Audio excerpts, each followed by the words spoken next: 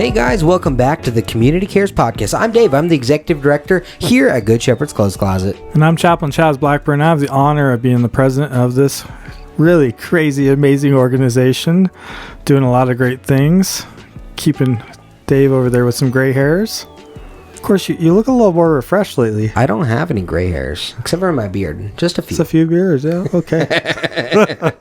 Just a few. Today we have on a really neat guest, somebody I've actually been serving with through the Great Basin Chaplain Corps for many years, and I know he has a heart for those who serve, and he was a Navy veteran himself, and I'm going to let him introduce himself. He's been doing a lot. Actually, a lot of people don't know some of the different commissions and boards he's served on and serving on, but he's also running for a role as a commissioner. So I'll let him introduce himself, and then he can kind of tell a little bit about himself. Yeah, hi. Thank you for allowing me to come on the show. This is an honor and a privilege. So my name is Rob Pierce. I've been in the Reno area since 1988. I moved here after I got out of the Navy, which I went into right after high school. I met my wife here, and we got married. We built a house out in the North Valleys, and we raised 3 perfect girls. That's a lot of work. God bless you. Perfect. 2 of them are perfect, twins. Huh? Well, yeah, in our eyes they are. In your eyes, yeah. Yeah, they went through school all the way up to UNR. All 3 of them graduated. They've all got families. We've got 5 grandkids now. It keeps us busy.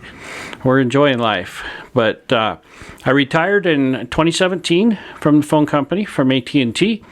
And I'm the type of person that always likes to give back. You know, my dad always says, if there's something out there that you don't agree with, you need to get off the fence and you need to get involved. And so I saw a need when I was working for people to help out in the search and rescue organization. And so I joined Search and Rescue, and I was with them for 13 years while I was working. I flew in airplanes in the summertime, and then in the winter I drove snowcats and ATVs. It was quite the adventure. So just a lot of fun, it sounds like. It was. Oh, yeah. Yeah. So I love giving back. And then after I retired in 2019, I joined the North Valleys Cab because I grew up in the construction industry. My dad has always had his construction license. He's always had his own business. And my grandpa actually put the roof on Park Lane Mall. Oh, I didn't know that. Yeah, I found that out from my family. And my dad's got his name on a few buildings around here, such as R&R Donley and a few others. So, anyways, so I joined the cab in 2019, and from there, a Board of Adjustments position came available for the county, so I volunteered for that, and they put me on that. And then from there, I went on to the Planning Commission. Once again, it's a volunteer position. And then I just couldn't say no. You know how it is when you're a chaplain, right? It's hard to say no. Well, Dave doesn't know how to say no either sometimes. Yeah. So anyways, I right now I'm on 5 different boards for the county and 2 for the airport. And this county commissioner position came open. Commissioner Herman is termed out with 12 years. And I prayed about it and talked with my wife.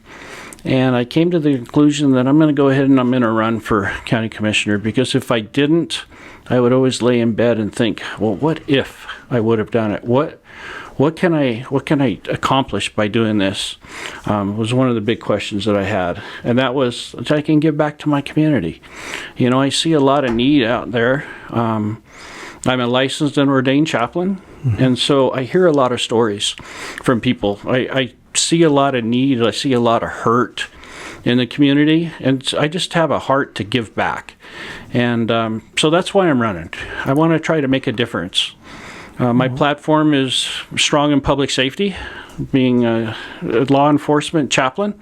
I see a need, and I hear from these public officials in law enforcement and first responders and fire about needs that they have, and my heart goes out to them. Yeah, and so I want to try to help them. We definitely thank all the first responders and healthcare workers. If you're listening, thank you for your service to our community, and that's a vital role for serving our community. I mean, people always ask me, how can I affect my community? One of my first responses is, reach out and support first responders and healthcare workers, because they are the first line of defense to our community, and they touch all of our community. So, full disclaimer, we invite everybody who's running for office and candidate. You're welcome to come on the show if you have interest. We are a community cares podcast, and we love to learn about different resources and individuals in our community that are doing great things. And so we're excited to have you on, Rob. Thank you for joining. Thank you for allowing me to be here. Yeah. On that note, we're super excited you're here. Thank you so much for coming on. We're going to dive into our sponsorship segment.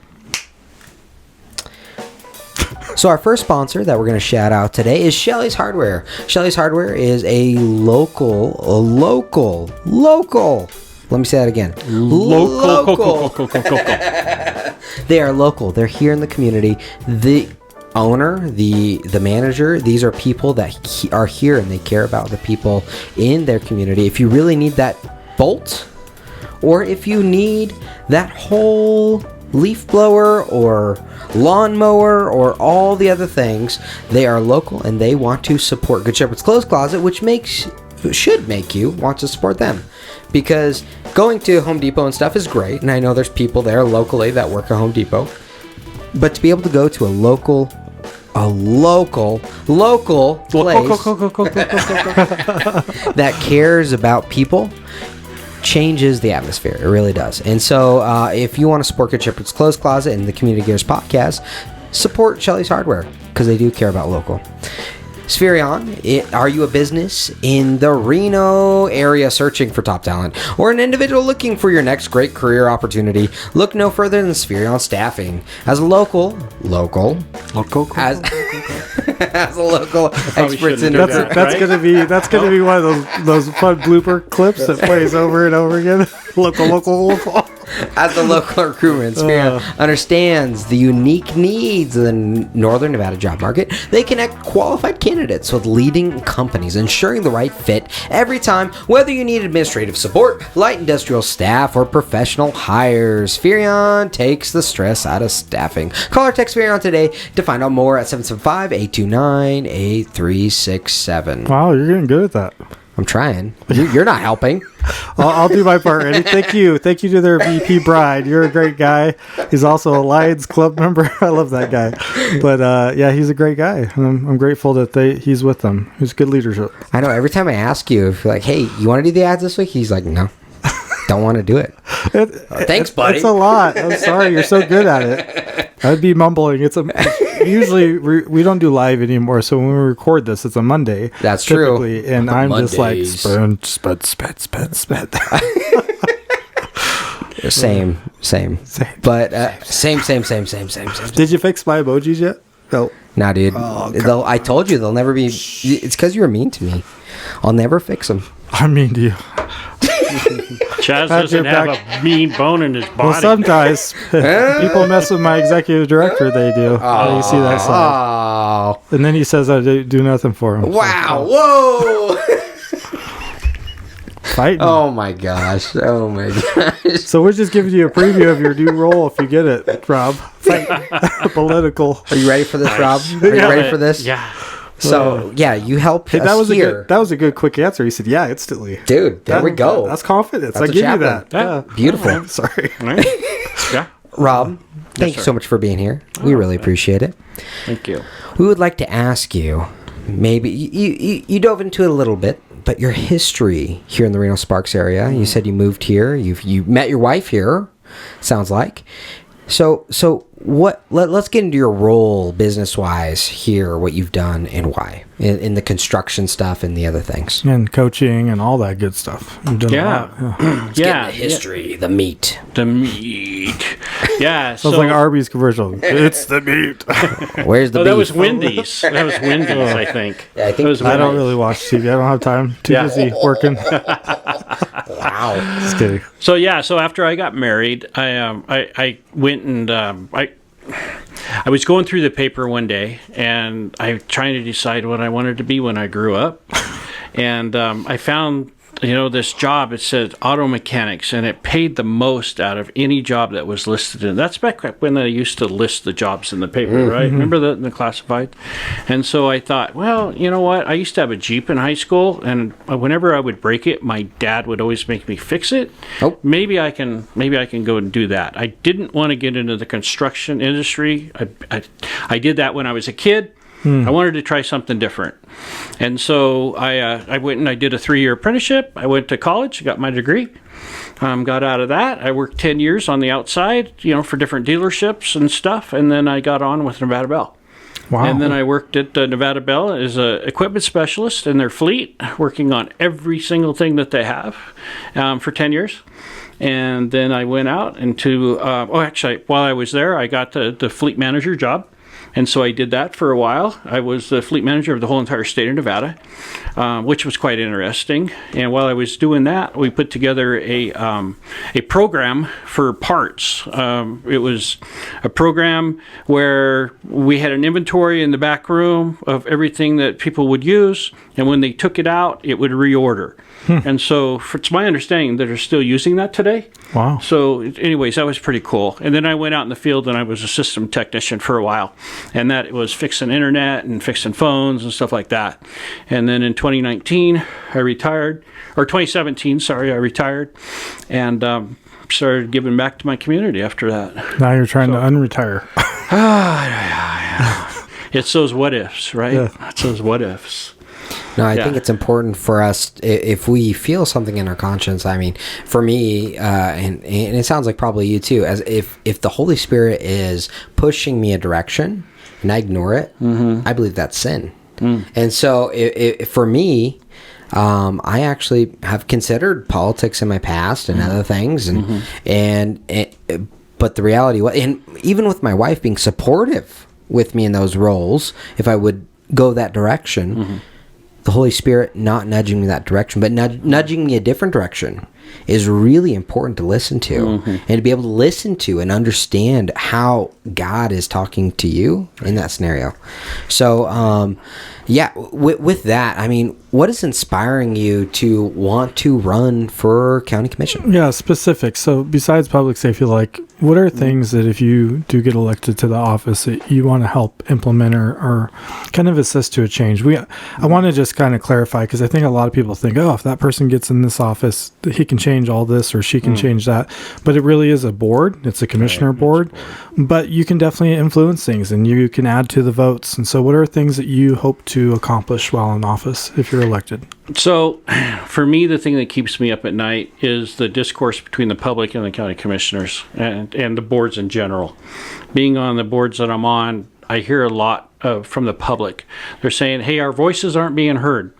What's going on with this? Why don't we have a say? So with the experience that I have on these boards, I see some areas that I would say that are weak. And so I want to focus on those. I want to try to allow the public a chance to be able to feel like their voices are being heard more than they are right now. That's totally fair. Yeah. What are some specifics? That's what I was going to ask, man. You read my mind. So when you say weak points, I'm not trying to put you on the spot. No, I want to know, what are some things that are really tugging on your heart specifically? Because you do get to see a side of it, even with the planning commission. Correct me if I'm wrong. Okay, no, planning right. commission. I watched you on some different meetings, and that by no means is an easy role. Trying to look at where that property line is and having to rule on that. I mean, those are tough things. Right. Yeah. So there's what happens at my level is a developer or a landowner comes in and they say, hey, planning department, I want to do this, this, and this on my land. Planning department takes their plans, they discuss the pros and cons, they look at the rules, are they zoned for this, are they not zoned for this, make recommendations along that line. And then they give it to us on the planning commission. I'm on planning commission, I'm also a regional planning commissioner and board of adjustments. And so they give it to us 7 days before we're actually supposed to vote on it.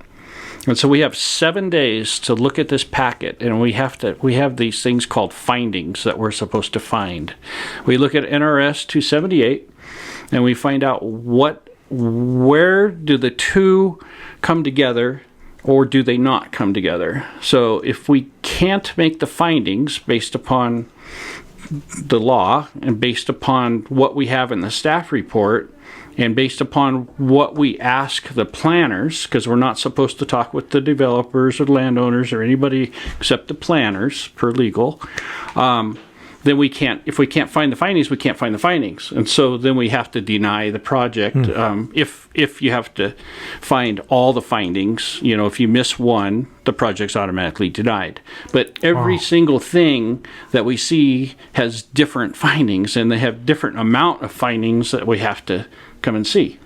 And so it's pretty interesting to sit there and look at all these projects that are coming through and spend the time that I do, because I do my due diligence on every single thing that I look at. And that's a promise I will always make to you. Whether I'm elected or not, I will always do my due diligence on every single thing that I see come in front of me. But if I can't find the findings, I can't find the findings. But if I do, and it's a law, if they're zoned for it, then I'm going to have to approve it. It's the law. That's just the way it is.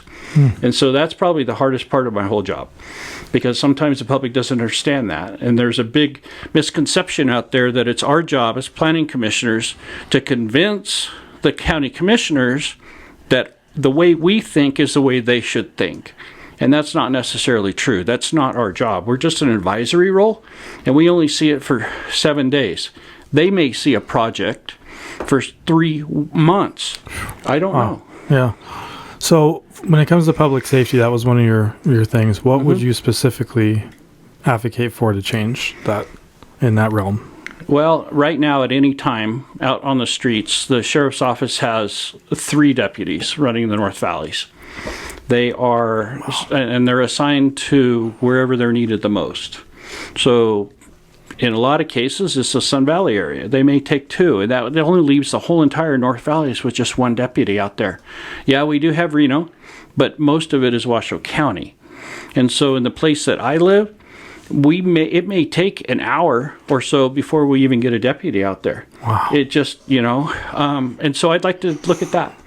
Yeah. And I've talked with the sheriff, and we have some ideas, and, but I can't do anything from the seat that I'm in right now. Yeah. So that's a good one. That makes sense. So I think I want to kind of dive in a little bit more about kind of your future and vision for the role. Like, if you looking over, and I understand there's guardrails or anything, but what are you really passionate about changing? Who do you want to help? If you had your perfect situation where you wanted to help a person that's struggling, do you have a story? Do you have maybe someone you've seen that you're like, I really want to be able to affect change for that person? Well, I'd like to be the voice for the person that doesn't really have a voice. A lot of times, like in chaplaincy, we'll talk with somebody and they won't know what to do. They're having issue XYZ, but they don't know what to do about that. They don't know where to go to get help. And so I'd like to be that mediator to be able to help them. It's the same on planning. It's the same with being a county commissioner. People come to you and they're like, I think it should be this way. And then your job is to say, well, the law says it's this way. And they're confused, like, where can we meet in the middle? Where can we come together and discuss this? And I'll try to educate you on the way that the law says it is, and you can tell me where you're weak at, where you don't understand it, and then I can tell you, well, that is something that maybe the county commissioners can't do. Maybe it needs to go up to the Senate level. Maybe it needs to go higher than us. Sure. Do you have like a situation that you've like kind of run into yet, or that you've seen studying the people in the ward you're running for? There's a lot of confusion. I'll just give you one example about something that's coming to the North Valleys. A landowner came in and he said, I want to change the zoning to XYZ. I've got a couple pieces of property and I want to change them both to this because I want to put in higher density homes and stuff like that. And he said that my traffic study says that I have to widen a certain road to 4 lanes if I'm going to do this. Ultimately, it got approved. And now I hear that this same developer is coming back and he's saying, I don't want to widen the road, but yet I want to put in more homes. And so my question is, how do you do that? Where's the give and take in that, right? Right. So, Where's the accountability? Yeah. Right. because they said they wanted to make that thing happen and they couldn't make thing happen, so now it's creating something that's not helpful for their neighbor, the future neighbors in that developing area, right? But I think what people listening to the show are going to want to know is why should they vote for you over anyone else? Because I feel like that's something similar to what most people would want to do. Doesn't mean that they will, but it sounds like most people want to do what you're saying you want to do. You want to hear people and be the voice for the people. So what is that dividing piece? What changes how you're going to run things versus someone else? Okay. Yeah, that's a fair question. That's a great question. Thank you for asking that. Dave, he's getting down to the nitty-gritty. No, that's good. No, that's fine. So if you look at my record, I am by far the most qualified candidate for this. I've got the experience that it takes to get this done. I'm not afraid to tackle the hard projects. I'm not afraid to talk with anybody and everybody. But I have to follow the law. And a lot of people don't understand that, and there's an education issue with a lot of people out there. But I'm the one that will go to bat for you. I'm the one that is the guy that, let me put it this way. If you were going to hire an employee for your company, wouldn't you want the most experienced employee? Or would you just want somebody off the street that really has a general understanding of what's going on, but maybe they don't know the ins and outs? I'm that qualified employee.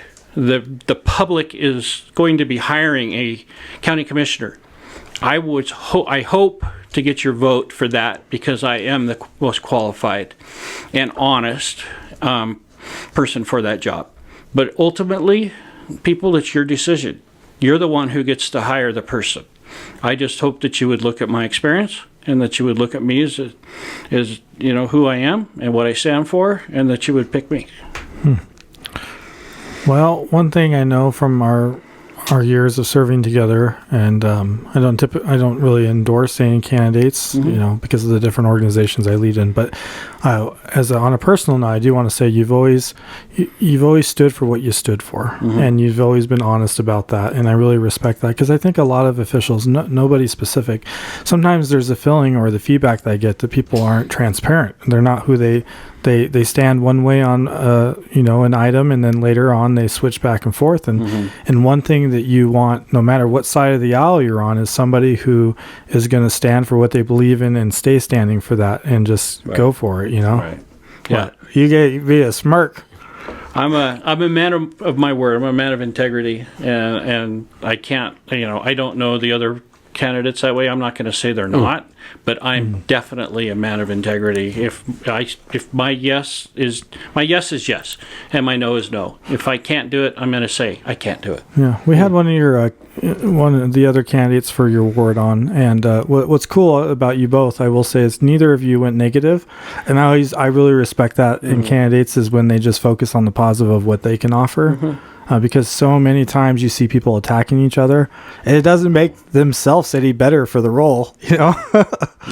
So that's something that I don't want to do. I don't want to run a dirty campaign. I want to run a clean campaign. I have my morals. I have my beliefs, and I'm going to stand on that. That's awesome. That's awesome. I think that's great. So let's learn more about you a little personally. Okay. So who are you? Do you have any dogs? Do you have a cat? Do you care about? No cats. You like going to Arby's? Supposedly, I don't know. Yeah, no cats. Cats are weird. I had a cat a long time ago. And I don't know. I never can figure those things out. I hear you. But yeah, no, I do. I have. I've had labs. Okay. My whole life. Yeah, I grew up with a little black lab. I went hunting all the time. I'm a avid outdoorsman. I love to go outside. I love to hunt and fish. I've got a boat. We go up to Lake Tahoe, take the family out. I have 2 labs right now. I have a black and I have a white lab. And so, yeah, it's, yeah, I've got, like I said, 3 girls, a wife, and 5 grandkids. Wow. I try to keep busy. And your wife's in support of your campaign? I know, right? No, she is. Are you sure? Oh, man. To be honest with you, it's actually brought us closer.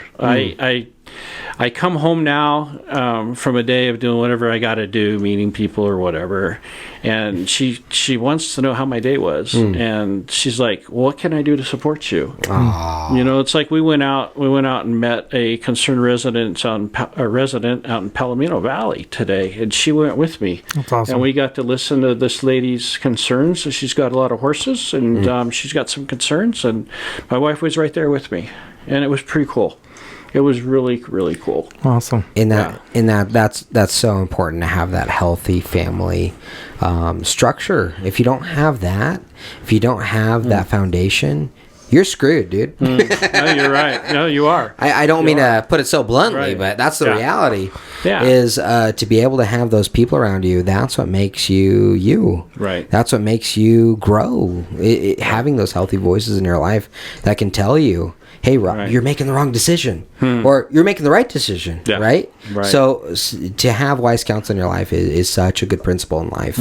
It really is, and so I'm happy for you because campaign and politics is a messy game. I hate politics. I'm not a politician. I'll be the first to tell you, I'm just a down-home country guy that just wants to make a difference, and so I'm just trying it. I mean, hopefully it'll happen, but if it doesn't, then it's not the Lord's will, right? I just can't see. If I didn't try, I would always wonder, well, why did the Lord put me on all these boards and commissions? Why do I have this experience if this is the next step, Maybe he's trying to teach me something. I don't know, but I'm at least going to try, That's awesome. Well, thank you so much for being here. Thank you for sharing that. If people want to find out more about your campaign and you as a person, how can they do that? Yeah, so it's robpierceforcommissioner.com. We're Rob for Washoe, and you can look me up there. It should pop right up. Awesome. Chaz, any final thoughts on this episode? Our cliche saying is be the change you want to see in the world, and it sounds like you're trying to be the change, so thank you. I'm trying. Yeah, thank you guys for allowing me to be here. This is an honor and privilege. And, No, thank you. Thank you for taking time out of your day. There's a lot of people that don't. Sometimes there are people that don't. Sometimes we have people scheduled that don't show up. Yeah. Or the power goes out. That was wild. That was wild. Oh my goodness. It was scary. I thought something was happening. Everything just went black. Oh, It was wow. bad. Especially here, this is a dark room. I know. Method. It was like, I was like, oh boy. Our guest was like, what happened? I'm like, I don't know. Yeah. But anyways, if you want to find out more about Good Shepherd's Clothes Closet, please visit getclothes.org. We are a small, local, Reno Sparks nonprofit who gives away clothes free to those in need. Yeah, can I just add one thing to that? Of course. So they take donations. So if you have any clothes that you want to donate, please bring it. I know that I have. My father-in-law passed away not too long ago, and we brought a whole truckload, two car loads full of stuff. And they can use it. Thank you. And also, we also take, and I hate to bring this up, but financial donations. Sometimes in this climate as a nonprofit for general funds, it is hard to get those raised. There's a lot of foundations and people that want to donate for capital projects, which is awesome. We have some cool capital projects coming up, but a lot of people don't realize to keep this operation running and to keep it running efficiently, it does cost money. And so I just want to encourage anybody out there, please, if you can give $5, $10, $20 a month, it will make a difference. And we need that as we go through these next chapters of launching some really amazing programs. We still got to maintain the core of the growth that we have here at this location. Yeah. Absolutely. Very well spoken. And if you want to find out more information about that, visit getclothes.org. We help over 800 people a month, no matter what. We're asking you to come alongside and help one. All right, guys, thank you so much. Thanks for being here, Rob. Thank you.